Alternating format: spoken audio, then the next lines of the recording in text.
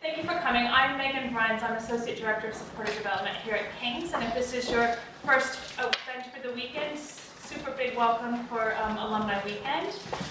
The theme this year is happiness, and as part of the theme of happiness, we thought it was absolutely important to include an aspect of mindfulness. I think you probably have all picked up on it quite a bit. Certainly it's been in the media about the importance of mindfulness. Just a few fun facts for you before we begin. The Institute of Psychiatry, which is actually where Veena studied, has launched a new MSc in mindfulness. It's the only course in the UK to actually focus on not only the research but also the practicing of mindfulness. So it's kind of a USP for King's.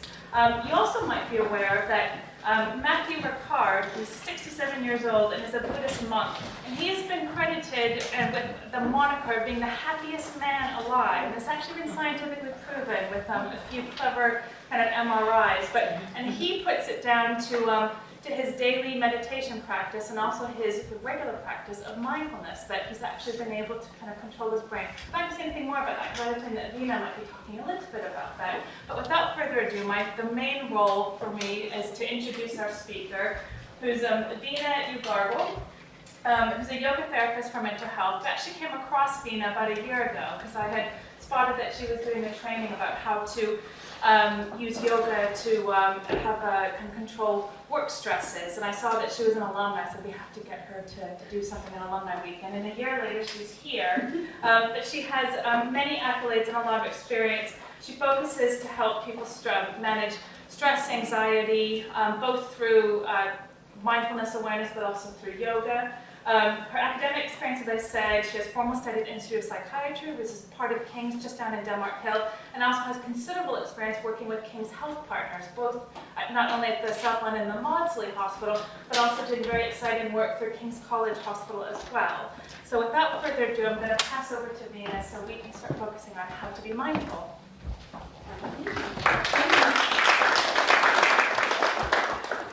Okay, so thank you for that lovely introduction, and thank you so much for attending the mindfulness workshop. And it's really great to see that so many people are interested to learn a little bit more about mindfulness. So I just want to kind of talk a little bit about what I hope for you to leave here with today. There are two big things that I hope for you to leave with. So first of all is to have an understanding about what is mindfulness. So I think, as Megan alluded to, there is so much information out there about mindfulness. You know, every kind of Sunday supplement you pick up, every newspaper that you pick up, there's so much internet information about mindfulness. So it almost becomes a little bit difficult to see the wood from the trees. So what I hope to do today is kind of cut through that a little bit and simplify that so that you leave today with a real clear understanding of what it is that we're referring to when we use that term mindfulness. And also this weekend is all about happiness. So I think the first thing that's really important to kind of point out to you is that mindfulness does not equate to happiness. But what we have in a practice of mindfulness is a way that helps us to perhaps become more aware of the happiness aspects of our experience when we're perhaps a little bit more focused on some less pleasant experiences that might be going on in our life. So even though mindfulness doesn't equate to happiness, it's certainly a practice that really can bolster our happiness or at least help us to see it more clearly. Thirdly, I want us to do some practice.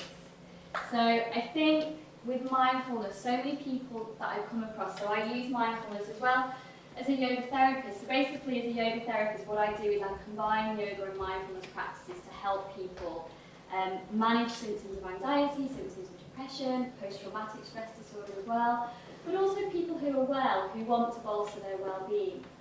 I also use mindfulness in my role as a psychological well-being practitioner. So I also work in an NHS service in central and northwest London. And mindfulness is pretty much inherent in every aspect of the interventions that we use, as well as being a standalone intervention itself. So often what people will say to me, patients and clients, when I mention mindfulness, is oh yeah, I've read about it, but I just don't know how to do it. So practice is really, really important, and it's going to be a really important aspect of what we're doing today, because the one thing that I really want you to come away from is understanding, okay, now I know how to bring this to life. Now I know how to take this from that page in the book, or from that screenshot on the internet, and I now know how to practice this in my everyday life. And we're going to talk about living mindfully. So it's not just a formal practice. So when we think about mindfulness, often we'll have this idea of someone sat cross-legged, not talking, not looking at anything with their eyes closed. That is certainly one way to practice mindfulness, but perhaps something that makes it much more accessible to begin with is having this idea of living mindfully, so going through your day in a mindful way. And that is really perhaps one of the most helpful ways that I've found to get my head around mindfulness and to really understand what mindfulness practice is. Hopefully, if any questions come up, hopefully I will answer them in the course of my talk. But do write anything down, and if I don't, then I'm going to try and leave a little bit of time at the end for any questions. Okay.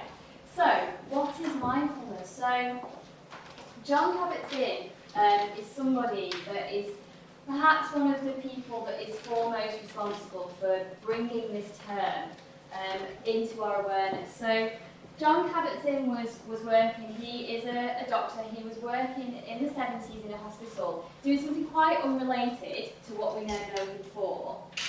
And while he was doing that work, he was spending a lot of time developing his own mindfulness practice. So he was spending time with Zen Buddhists, spending time in lots of monasteries, and was learning what mindfulness was for himself. And he came to learn about a group of patients in this hospital that were really struggling to manage chronic pain. Nothing that these patients were being given to help them manage their chronic pain was helping them. So he kind of had a little bit of a brainwave and thought, you know what, I really think that this practice of mindfulness can help these people to better or to approach or to be able to relate to their pain in a way that just makes it a little bit more tolerable than it is for them right now. And this really was the beginning of mindfulness coming into the Western part of the world in a therapeutic context. From that work grew the 8-week course, which is the mindfulness-based stress reduction course, which has been run thousands and thousands of times over to help people manage their stress. And in Oxford, off the back of that work, the mindfulness-based cognitive therapy 8-week course, which is a course that brings together mindfulness with the mainstream therapy in the NHS today, which is cognitive behavioural therapy, to bring about these two very powerful interventions that are used for many, many different conditions, many, many different disorders. The one that perhaps is of most interest to me is depression, because that's one of my kind of areas of work. And John Kabat-Zinn, he defines mindfulness as paying attention in a particular way, on purpose, in the present moment, and non-judgmentally. So what does that mean? Okay, I've done it again, sorry. So basically, what he's saying is that there's two main things in that. So first of all, there's this recognition that very often we are not in the present moment. So we are very lucky because we have this capacity to think. As human beings, we have an innate capacity to think. And that creates a lot of positive things for us. But on the other side of the coin, this capacity to think can also create problems for us, because we have an ability to be able to imagine things and to be able to remember things. And that's great, and we need that. But sometimes that can run us into trouble, because sometimes we can be imagining a very bleak future, or imagining a very painful or distressing scenario that may or may never happen to us.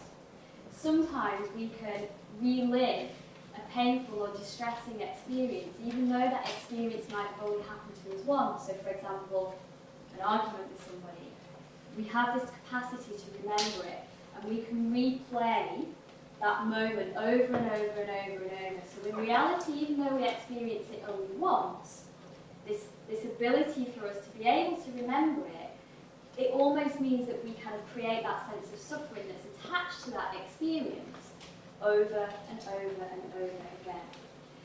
So by paying attention to the present moment, what we are doing is we're getting a sense of those thoughts that we are having and how they might be creating problems for our experience.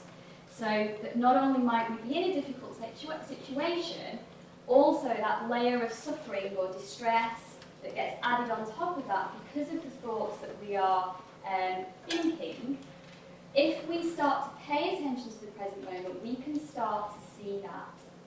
And it's only when we start to see that that we can then work with that and allow some of that unhelpful thinking to fall away. And it's not just thinking, it's also sensations and feelings. So by having that awareness of what is going on, we can start to get a sense of how am I relating to those emotions, to those sensations, and to those thoughts. Am I relating to them as something that is a part of my experience, but is not the entirety of my experience, and therefore I don't have to be wholly led with that fear, or that anger, or that sadness. It's just a part of what is happening for me today.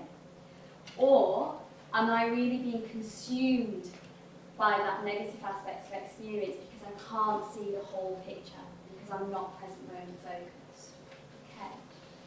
So in having that present moment focus, we can start to work with some of these very inherent, again, human experiences. You know, life would not be life if we didn't experience sadness or fear or anger. We need those emotions to help direct our behaviour. But it's about recognising when some of those things are actually start to become very unhelpful for us, so that we can start thinking about how can we better work with some of those emotions, and some of those feelings, and in the case of the chronic pain, some of those sensations.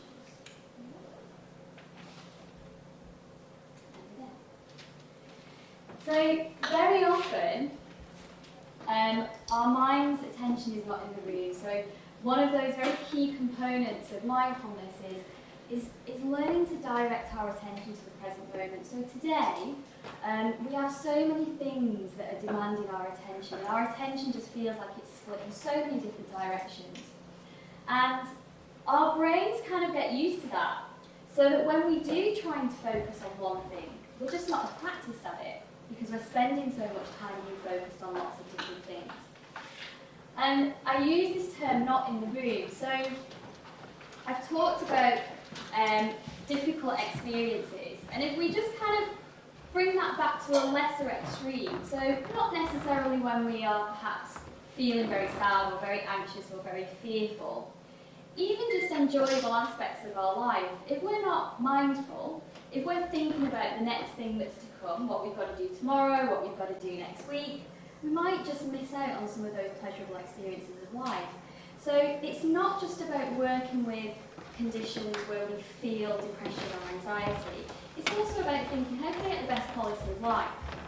And by being in the room, when we are engaging in some of our pleasurable activities, then that is going to bolster our happiness. We're going to see that happiness. We're going to experience that happiness much more so, in a much deeper way than just kind of scratching the surface. So this is a piece of research that was done at Harvard by Daniel Gilbert and Matthew Killingsworth. And what they did was they asked people just to answer a few questions, and they gathered a lot of data, about over 2,000 people's worth of data. And they asked questions like, what are you doing right now? Are you engaged in what you're doing? Is your mind's attention there? And are you happy? And they drew lots of information out of this data, but the overarching thing that was really, really very interesting was almost 50% of the time our minds are wandering. And they said a human mind is a wandering mind, and a wandering mind is an unhappy mind, because people reported that when their mind was wandering, they weren't happy. So there was this real strong association between mind attention wandering and not being happy. And talking again about this capacity, this human capacity to think, yes, it's very valuable and we need it and it helps us.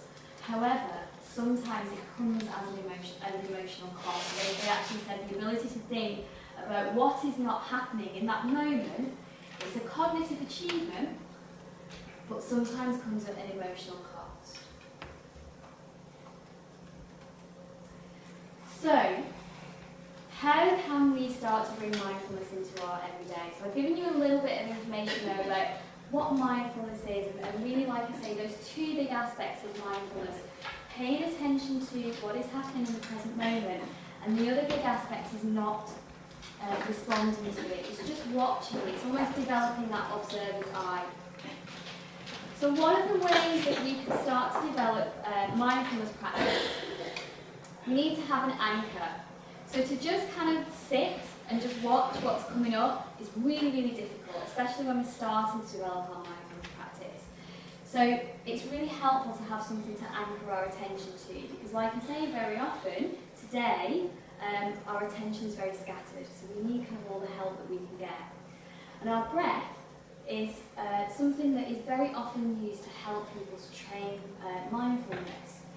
I am also a yoga teacher, so breath is something very, very key to what I teach. And I also teach it in a way to help people regulate themselves. So I'm just going to give you a little bit of information about that, because one of the difficulties with mindfulness is if you are feeling very, very stressed or very anxious, one of the hardest things to do in that moment is to sit and be still. And there are very veritable reasons for that. And it comes down to our nervous system and some of the chemicals that get released into our bloodstream when we feel that anxiety. So I'm talking primarily about the autonomic nervous system. So this is a nervous system that governs all our unconscious responses. And we have two main branches of the autonomic nervous system. We've got the sympathetic nervous system, often called the fight or flight response. So that's the part of the nervous system that's responsible for helping us engage our resources to be able to respond to some sort of stressor that is in front of us. And then you've got the parasympathetic nervous system. That's the side of the nervous system that is most dominant when we're in our kind of recoup phase. So in a healthy nervous system, what kind of activity that we want to see is that our parasympathetic nervous system is dominant at its default, because we want to be in our kind of respite and restorative phase most of the time. And then only when we are faced with some sort of stressful situation, and it doesn't necessarily have to mean something unpleasant, walking up the stairs is a stress, we move into sympathetic dominance. That allows our body's resources to harness themselves to be able to take that action in the face of the stressor. And then once the stressor is no longer there, we move back to parasympathetic dominance so that we can start rebuilding and recouping. So that is a healthy nervous system. Unfortunately, many of us today are in sympathetic nervous system dominance too long, chronically and too much, because we are faced with stress in a very kind of enduring way. It's not stress that's there one moment and gone the next, so that it can allow us to recoup. It's ongoing stress. So we end up with a lot of dysregulation in this system. Okay? What happens when we move into that fight or flight response, all those kind of like bodily responses, and you can see some of them there: increased heart rate, pupils dilate, increased blood flow to the skeletal muscles. Everything about this response is getting us to move. It's an evolutionary old response that is really appropriate when we're faced with something that is a threat to our life in that moment. So often, the quoted example is the tiger in the day of the caveman. Today we can think of it, if you're crossing the road and you hear a car beep and you need to get out of the way quickly, you need this response because you need to move quickly. So everything about this response wants you to move. Okay? So like I was saying, if you're feeling stressed and anxious, to come and sit and be still is perhaps the last thing that you want to do, because everything about your body response is asking you to move. So through our breath, what we can do is we can actually downgrade this sympathetic nervous system response and bolster the parasympathetic nervous response. So we're downgrading that stress response and bolstering that kind of rest and restorative phase. And by doing that, it makes it much more tolerable for us then to sit. Okay? So the first little practice that we're going to do, this kind of flies in the face of mindfulness a little bit. So we are going to be doing the first aspect of mindfulness, which is present moment focus, because I'm going to be asking you to notice your breath, and your breath is present moment. Okay? But the second thing does conflict a little bit with mindfulness, because I'm asking you to change your breath. So when we're practicing pure mindfulness, we're not changing anything. We're just watching, observing, and not responding. Like I say in the beginning, if we want to make mindfulness more tolerable, if we're perhaps in a situation where it's not quite so tolerable to go straight in with pure mindfulness practice, having a way to just regulate that nervous system response is really helpful. So we're going to come to our first practice, which is a way to use the breath to just bring down the sympathetic response. So just get as comfortable as you can. You don't have to move. You might be completely comfortable. And the first thing that I'd like you to do is just to notice where your breath is. And by that, I mean, where do you feel the breath? Do you feel the breath in your chest, or do you feel the breath in your belly?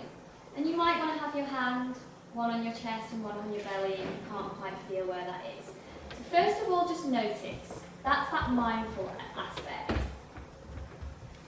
Try not to change it, which is difficult when you're paying attention to something.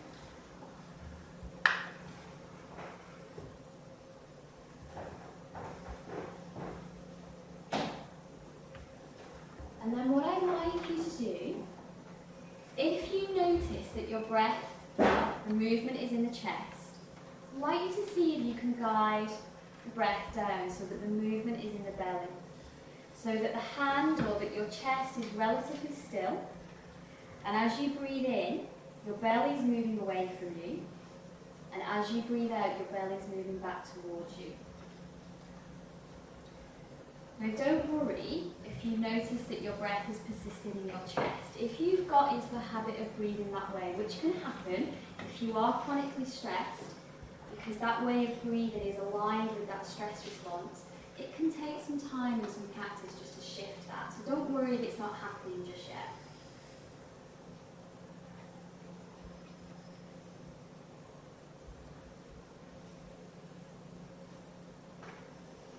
Okay. So the second thing that I'm going to ask you to do, so still continuing to breathe into the belly, or at least have that intention to breathe into the belly, is just to notice the ratio of your inhale and exhale. So just notice which is longer. Are they both the same? Is your inhale longer than your exhale? Is your exhale longer than your inhale? So you're just noticing, not changing anything.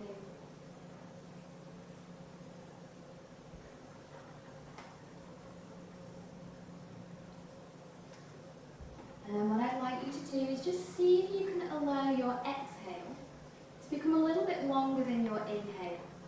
So you're aiming for about twice the length, but without straining. Because if you strain your breath, that's going to override any kind of relaxation effect.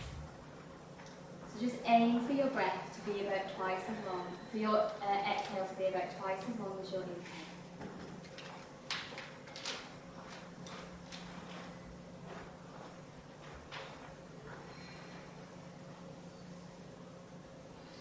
And by changing your breath in these two ways, what you're doing is you're sending a very clear signal to your brain through your breath about the state of yourself, about the state of your environment.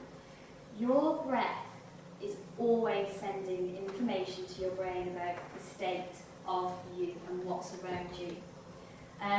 Your brain needs to know what's going on with your breath all the time, because if it stops, it needs to know. So it is a very, very clear indicator of safety or threat. So very quickly, by changing your breath, that will start to affect other systems, including your emotional system. So if you're in a difficult situation, and cognitively, with your thoughts, you're trying to talk yourself down, if you're breathing in a way that is conflicting with that, you're making it very, very difficult to bring down that stress response. Because no matter what you're trying to tell yourself, your breath will be saying a different story. Okay?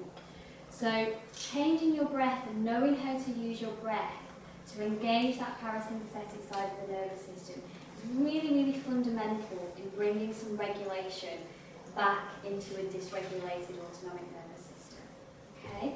And it's one of the practices that I have people do when mindfulness on its own might be a little bit too difficult to tolerate to begin with.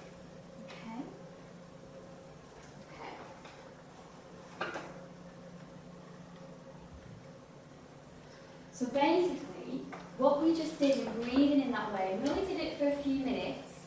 So I really do invite you to try it at home. Especially if you have trouble sleeping, it's a really, really good thing to do when you're trying to fall asleep, because you're anchoring your mind to something that is away from perhaps what you might be worrying about that might be keeping you from sleeping. And also you are engaging that relaxation response. So by breathing in the way that we just breathed, we were regulating our autonomic nervous system activity. We were definitely practicing redirecting our attention. So even if you were only aware of your breath for 1 second, that was 1 second of mindfulness because you were present moment focused. Okay? You were becoming aware of the present. And what you were doing, which is really, really important, is you were sensing as opposed to thinking. So very, very often, we can be very preoccupied with our thoughts, and it feels like that again is the entirety of our experience. And it's almost like we don't even acknowledge the sensory data that we're getting all the time, that actually it's probably been more informative about what's going on for us. Yeah? Okay, so having got kind of armed ourselves with a little practice that we can do that can help just regulate us, we're now going to move into more of a pure mindfulness practice. So again, it's very, very difficult to begin mindfulness practice just by sitting and just watching what comes up. So it really helps to begin with to have a bit of a framework with which to watch things.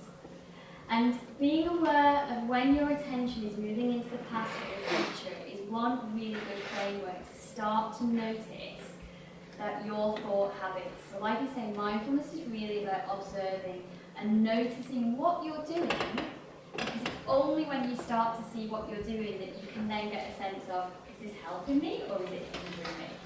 Okay? So I'm going to invite you to come into the next mindfulness practice, just for the next few minutes or so, so just getting comfortable. If you want to, you can close your eyes, you don't have to. You might just want to roll your shoulders back and down a few times and feel a little stiffness there, maybe move your head. Maybe move your jaw a little bit if you feel stiffness in your jaw. And then just see, or just notice first of all, where is your attention? Is it in this room? Is it perhaps thinking about the next event that you're going to, or what you're doing this evening or tomorrow?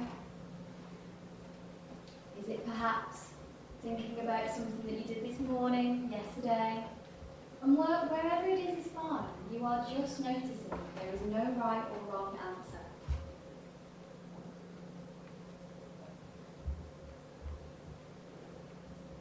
And then what I'd like you to do, if you can, is to see if you can guide your primary focus to your breath. So allowing your attention to come into the present moment just by noticing breath.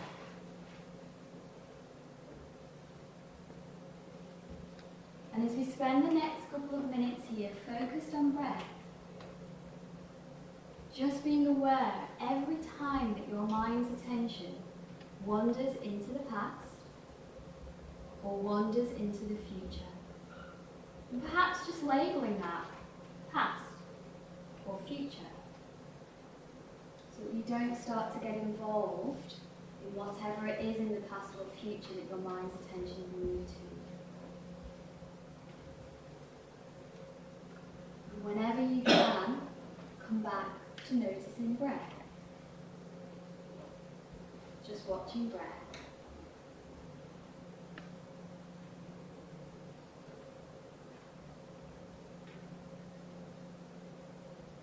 again, it's totally fine if you notice that every other second your mind's attention is jumping ahead to the future or jumping back.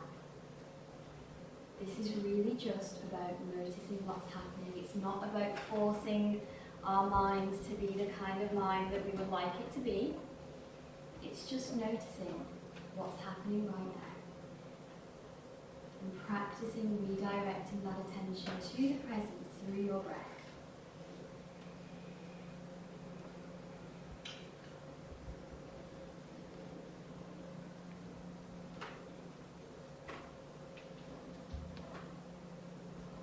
So we'll just take just another few moments, just doing some very short mindfulness practices today, just to give you that flavour, to give you a few tools to help you to start to develop your mindfulness practice, or to develop what might already be an established practice.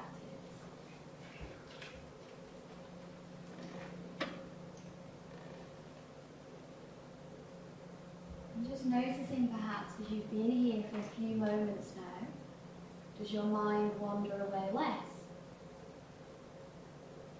than it did when you first closed your eyes or started noticing your breath? Maybe it moves away more. Everybody is different, so just see how it is for you.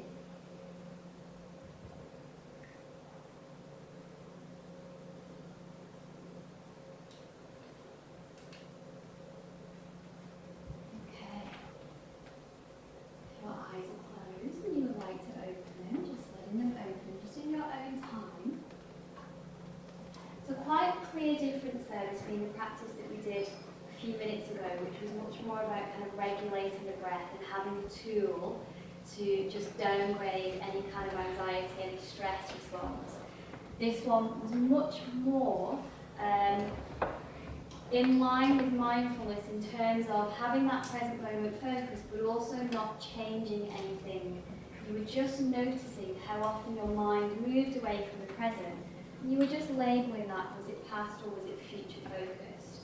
So that you were starting to get a sense of, what are my mind habits? Do I spend a lot of time in the future or the past? Do I spend a lot of time there so much so that I'm never really in the present moment? I'm never actually living the present moment.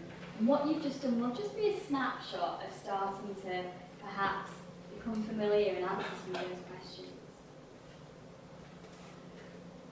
So that's what we just did. We started to unpick some of this. So life is complicated, and layer upon layer of stuff and thoughts and emotions and feelings and sensations, and so much so we're experiencing them every day that it can sometimes feel like we are walking around with this on our head. So by watching what's going on there, we start to unpick a little bit of that. We start to be able to see what's there. So like I say, we can start to be able to see, what am I doing that might be helping me? What am I doing that might be hindering me and causing me greater suffering? Okay, so this little table here, there's loads and loads of research about mindfulness.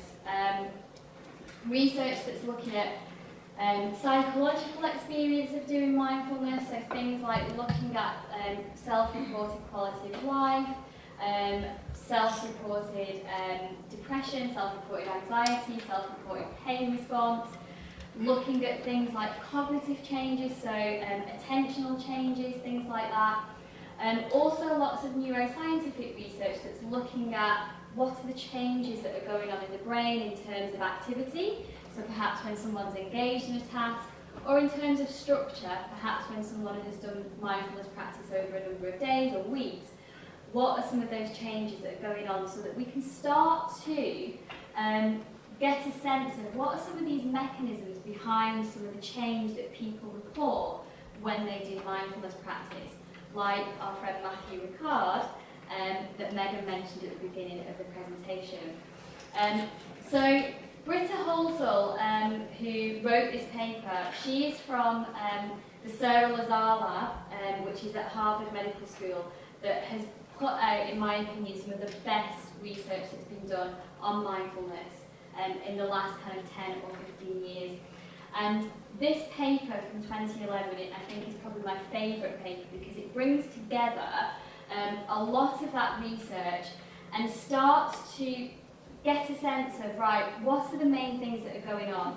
And you can see here on the left-hand side that some of the mechanisms behind which mindfulness might bring about what we feel are those beneficial effects. First of all, definitely attention regulation.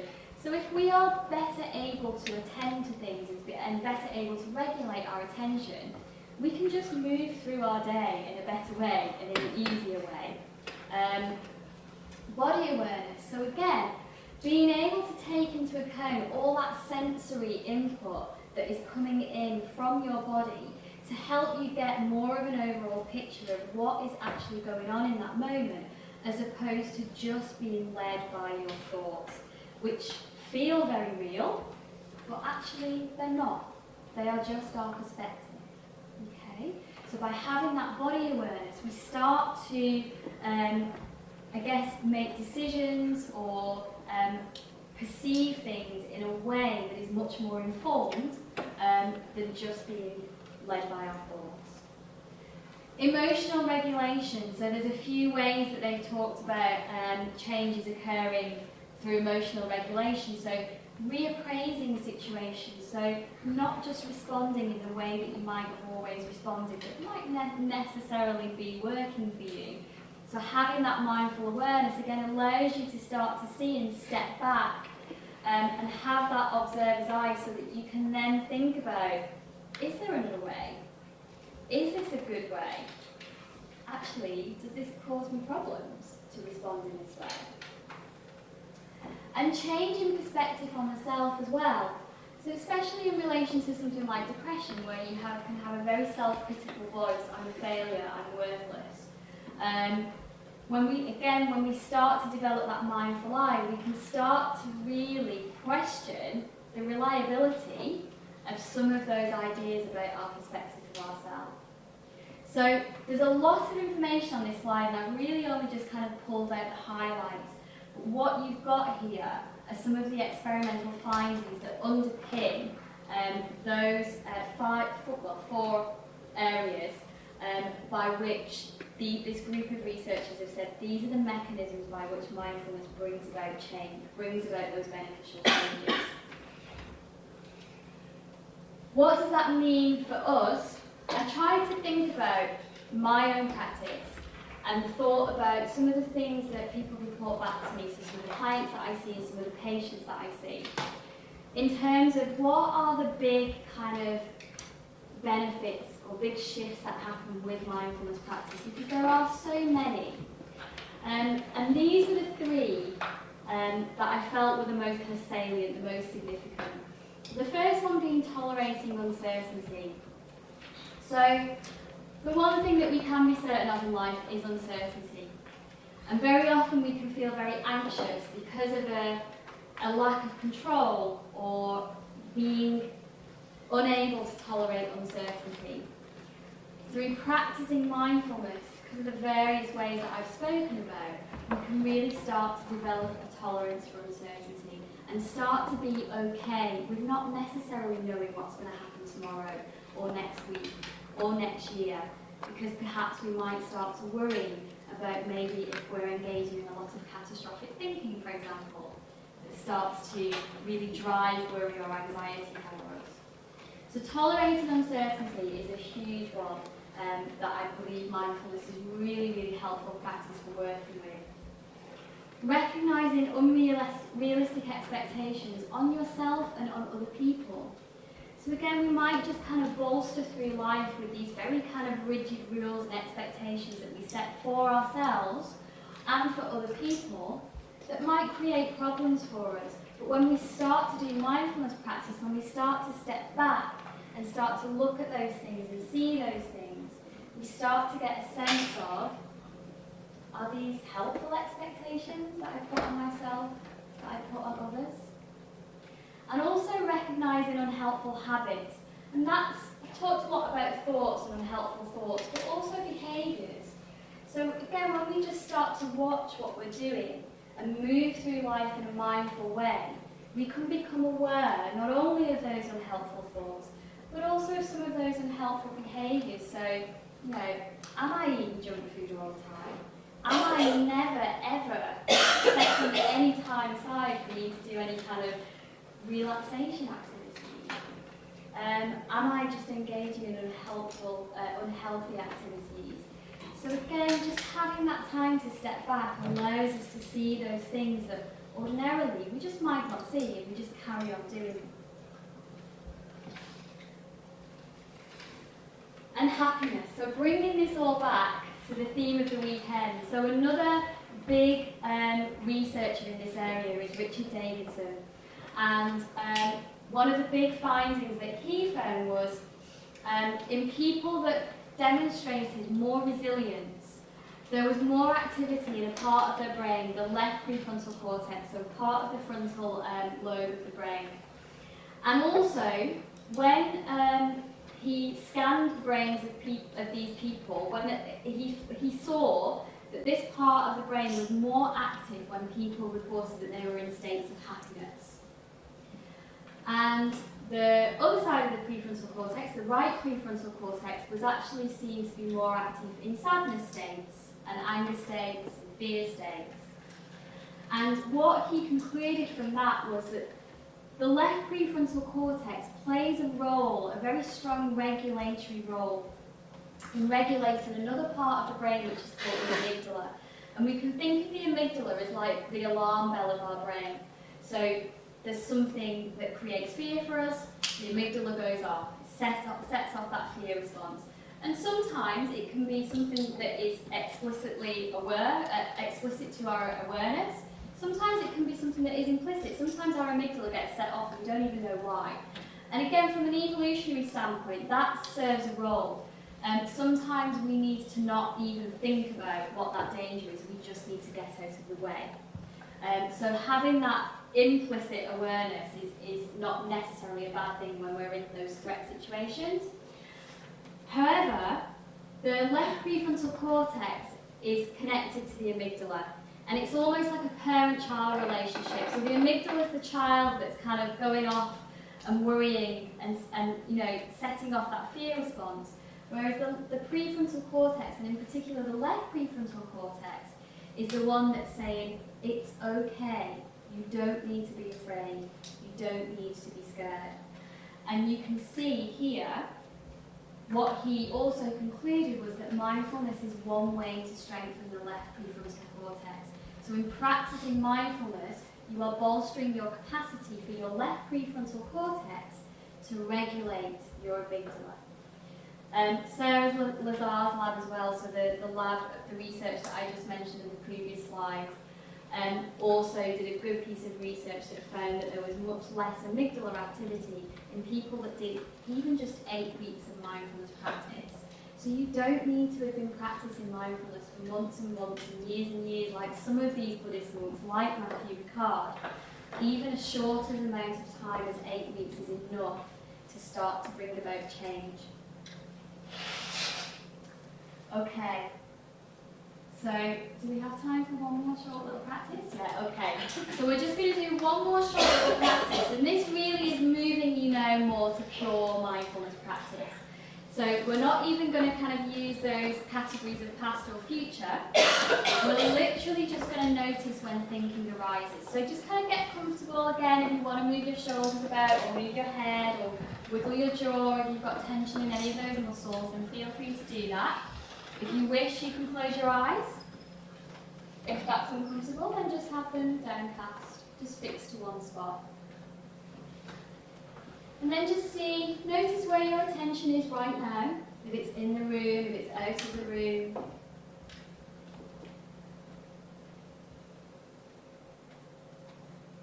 And I invite you again to just see if you can bring your attention to just noticing your natural breath. So you're not trying to change your breath in any way, just noticing that natural breath.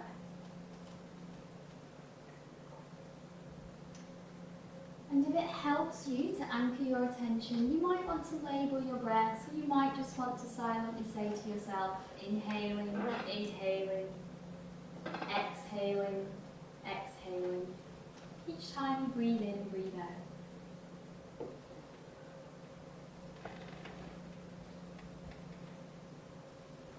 And then at any point, you notice your mind's attention moving away from your breath. Just label thinking, thinking, thinking.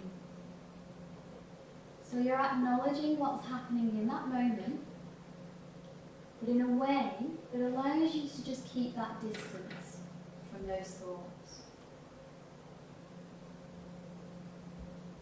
And whenever you can, just come back to noticing the breath. Perhaps labeling that inhale, labeling that exhale. Just allowing your mind's attention to be here. Not needing to be anywhere else right now. And just noticing breath.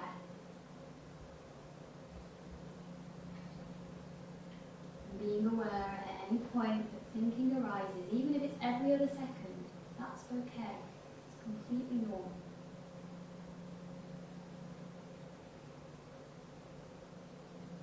And we're just going to see if we can continue with this just for another minute or so.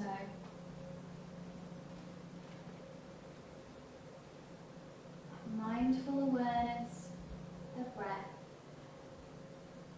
Mindful awareness of when thinking arises. Developing your mindful eye.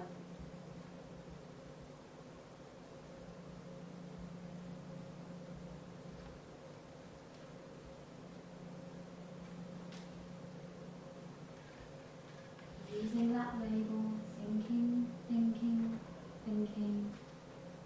Whenever your mind's attention goes out, perhaps it gets involved in some internal dialogue.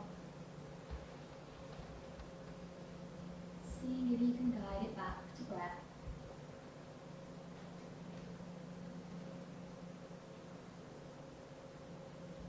Just labeling the inhale. Labeling the exhale.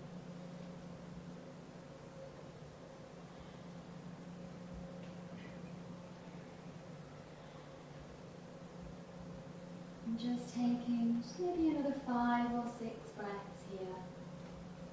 Seeing if you can allow your mind's attention to be with those 5 or 6 breaths.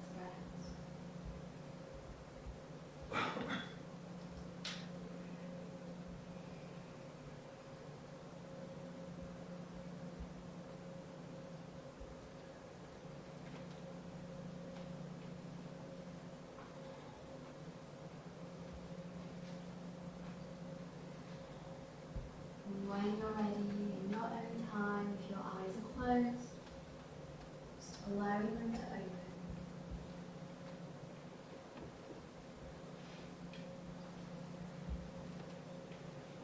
Okay, if you do want to keep your eyes closed, feel free.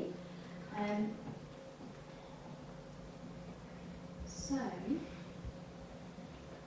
of those 3 practices that we just did, so the first one was kind of regulating the breath, so using the breath to calm the nervous system down. You were also developing your mindfulness because you were paying attention to the present moment. The second practice, we were really starting to move into pure mindfulness just by noticing how often we were going into the past or going into the future and seeing if we could practice just coming back to the present moment through that anchor of the breath. And in this last practice that we just did, we literally were just watching the breath and noticing when there was thinking. So gradually you've kind of moved to a more pure mindfulness practice by doing those 3 things. And what I also wanted to give you as well today was ways to help you to live mindfully. So as well as doing those formal little practices, doing things in your kind of everyday that almost don't require you to find an extra 5 or 10 or 15 minutes. So you can hook mindfulness onto movement. So noticing movement. So if you do any form of movement, whether it is yoga practice, whether it is some sport, whether it's jogging, whether it's walking, noticing that movement. that is also present moment awareness. So you're practicing that redirecting your attention purposefully, choosing where you put your attention rather than it being pulled off in every different direction. And the more that you practice that, the better you will become at it. Hooking your mindfulness practice onto your breath, so noticing your breath, just in the way that we have done this afternoon. Mindful activity, so absolutely anything that you can do can be done mindfully, whether it is a yoga practice that perhaps seems more aligned to it, whether it's washing the dishes, whether it's cooking, any activity. So a yoga practice can be done mindlessly. You could be on the mat and thinking about what you're going to have for dinner tonight. That's very often something that happens to me. But any activity can be done mindfully by paying attention to it. So often we can be doing something, and again, our mind's not in the room, so we're doing it mindlessly as opposed to mindfully. So just noticing those times when you are engaged in something, but you're not really engaged in it, okay? And seeing if you can start to really develop that mindful activity, whatever that activity is. Walking mindfully. So walking is something that we do often, and is something that is really, again, an activity that's very helpful for developing mindfulness practice because it's quite repetitive. Just kind of noticing that lifting, placing, left, right, whatever it is, all these things help to bolster your capacity to direct your attention to the present moment. And sitting mindfully, so what we've been doing this afternoon, what I would say is start small. So don't say to yourself, if you're going to embark on mindfulness practice, right, I'm going to do 20 minutes, and I'm going to do it twice a day, and I'm going to do it every single day.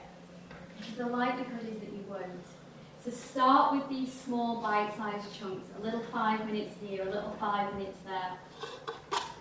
When you're in the queue in the supermarket, when you're sat on the train, when you're in the shower, or when you're waiting for the kettle to boil, whenever the adverts come on for the TV, all of these are moments that you can start to develop your mindfulness practice without having to find extra time in your day. And use cues to help you as well. So whenever we're learning a new skill, and mindfulness is a new skill, it helps just to have as many cues as possible to help develop your practice and remind you that you are developing practice. So using post-it notes, putting reminders on your phone or on your calendar, telling people in your life that this is what you're doing so that they'll ask you about it and remind you about it. If you do use post-it notes, make sure you're moving around every so often because you'll just get used to them being in that one place and you'll just stop seeing them. Okay. So these are all really, really helpful ways just to help you start to bring mindfulness into your day and really start to bring mindfulness to life for you. Okay. So I'm not sure how much time we have left. A couple of minutes. So I don't know if anyone does have any questions.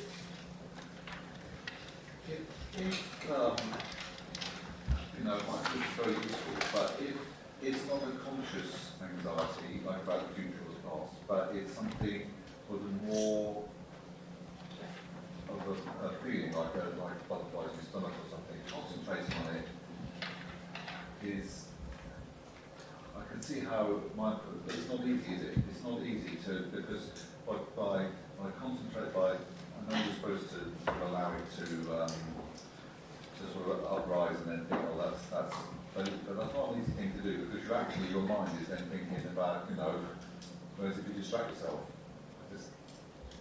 It's almost like more tolerable, yeah. So, yeah, I think in terms of, did you say it was a feeling in the body or a sensation? I suppose you've got anxiety or something, and it's not just a thought about the future, yeah. but it's actually a feeling. It's like a feeling like of anxiety. you're scared or you've got anxiety and you feel it inside in a physical sense. Yeah. Then I can see how you can, I can see how mindfulness would work, but actually just stopping and thinking and, I've got anxiety state in mind. Something is actually concentrating on that, bringing it into your mind. It's difficult, yeah. So the one thing that we want to do with our mindfulness practice is make sure we stay within what we can tolerate.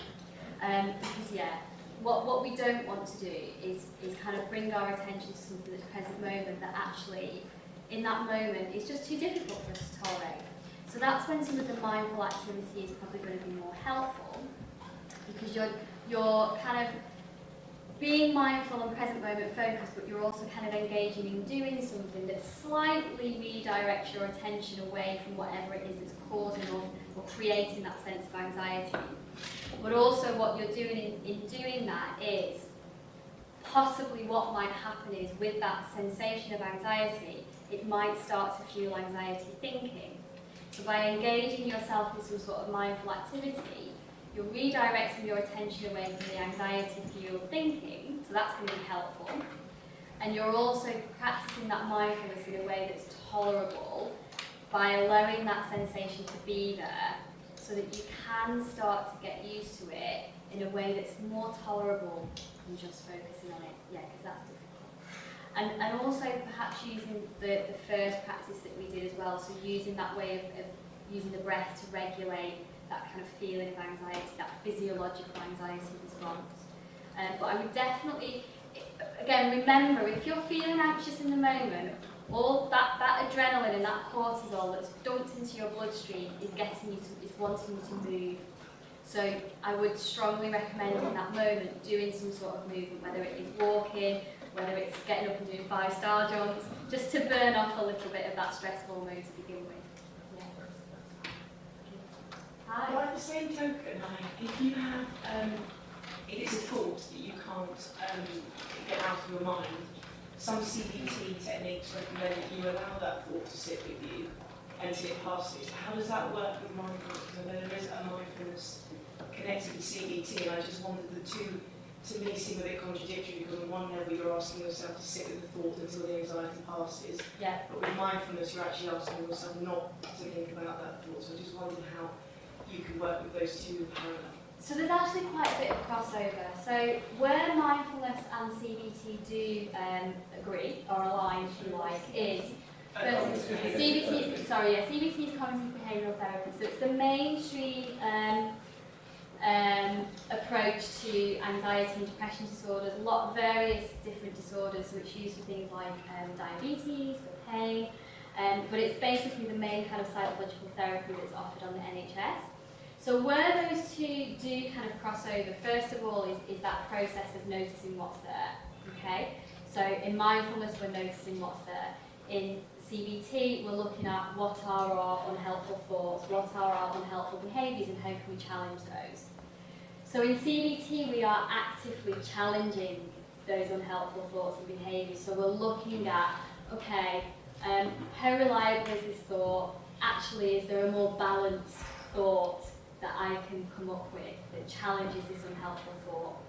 In mindfulness, we don't do that. We don't challenge it. It's almost like in mindfulness, we're just shining that light of awareness on it, and just that awareness alone is enough to allow the unhelpful stuff to start to fall away. So there is no active challenging, there is no responding to at all. So even though there is a lot of crossover in mindfulness and CBT, there are these two very clear differences in that one's quite actively challenging unhelpful, and one is kind of just seeing it and allowing it to fall away by itself. And I think it's really important to kind of stress that there is no kind of one-size-fits-all therapy or approach. And even within the same person at different times, different things will work. So there's value really in many things that are out there. But yeah, these two are perhaps some of the most helpful approaches that, they're the two that I choose to work with patients and clients with. So, I guess thinking that, to some extent, even if you're worried about something, does this prevent you thinking constructively about how you might find a solution to your problem? I think it's really about recognising when has that worry moved into an unhelpful zone. So we definitely need to worry. We definitely need, to get angry. We definitely need all of those very inherent human emotions. They help us. But sometimes we can be engaging in them so much so that they move from being helpful to actually starting to cause us problems. So yeah, a little bit of worry keeps us safe, and it helps us to problem solve, and it helps us to preempt things. But if we're spending so much time worrying, that we might almost be starting to, imagine every possible scenario and think about how can we mitigate every possible scenario, that's just going to drive our anxiety. So in starting to look at what's going on, we can start to see, is the worry helping me right now, or actually has it moved into an unhelpful territory? Yeah. Yes, it's about the question from this lady, CBT and mindfulness. I'm a CBT practitioner, and I agree with what you're saying. What I do in anxiety, actually, I recommend people to do some breathing exercises without thinking. So, and that is very helpful for people who are extremely anxious, and especially for people who are pregnant. Yeah. So, it's not thinking at all, it's just breathing. So That helps. Yeah, so coming to sensation as opposed to thinking, yeah. I think if we've gone through a difficult period and we find ourselves worrying a lot, or we find ourselves feeling sadness or anger, or any negative emotion a lot, it's almost like we develop tunnel vision and it's the only thing that we see and it becomes our whole experience. And by taking that time to step back, we can start to actually see, okay, yeah, there is some anger, there is some sadness, there is some fear, but there's also a whole other aspect of my experience that's going on that I'm not paying attention to.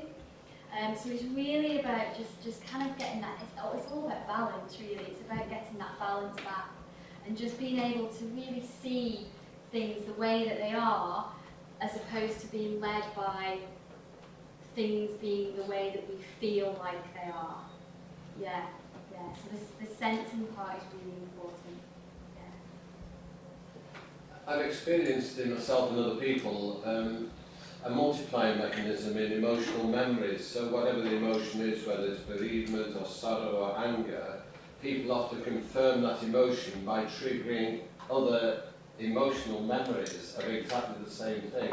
And I sometimes nickname it stepping stones, as though stones have risen out of a river and they're stepping over them one by one. So this is a multiplier effect with worry sometimes. Yeah. But the other thing that's I'm involved with at the moment is a little bit of philosophy, and in my own thinking, the present moment is one of the core realities.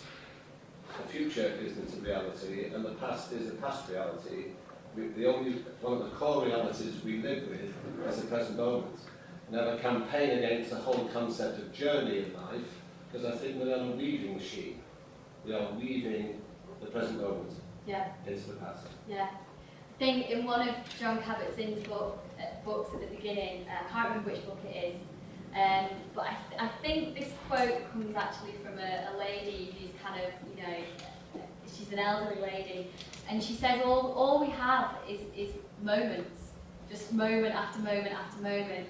And even actually in the sense, the past isn't a reality because we remember the past, but I might remember a past situation in a way that's different to how Megan might remember it or you might remember it. So actually the past doesn't have a reality as well because we layer on our own kind of lens through which we view the past. So yeah, right now literally is only the reality we have. Yeah. You just had one other that I'm wrestling with at the moment, is quantum theory deals with the present moment. I know a little bit about quantum theory. One of the precepts is that every particle in the universe, it knows what every other particle is doing at this moment. Yeah. It's a fascinating area and one that I do try to read more about, but it just ends up out of my brain, to be honest. But yeah, it's absolutely fascinating. And it does all tie in, and I think that's the beauty.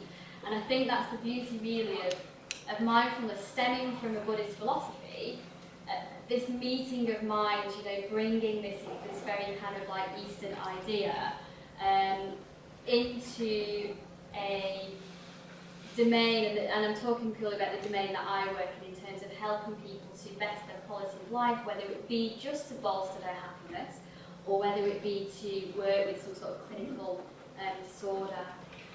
But yeah, and I think it's an area that brings in so many other huge areas. Yeah.